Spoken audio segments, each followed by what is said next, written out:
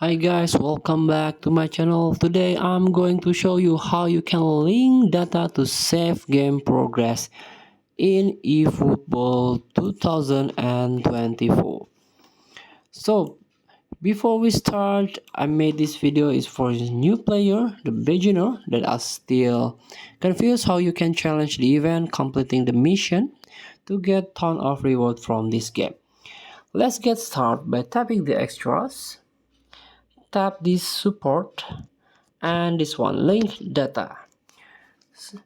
So you can link your current save data. By linking your data, you will be able to continue playing on that account even if you switch device at later date. So if you're planning to change your device, you can do it, but before that you have to save your data. And I recommend you to link this KONAMI ID first to your game account before transferring data to a device of different OS. For example, if you are using Android and you want to change to the iOS or vice versa. So you can deleting your KONAMI ID after linking will be disable data transfer. So please learn this before do this link data.